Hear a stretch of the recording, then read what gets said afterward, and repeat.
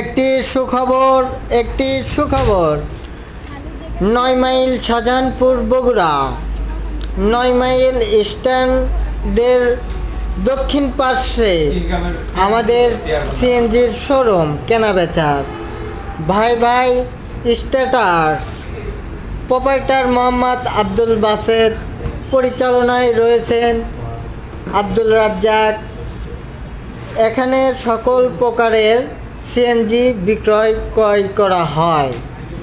আমাদের যোগাযোগ নম্বর 01745151104 01811 959404।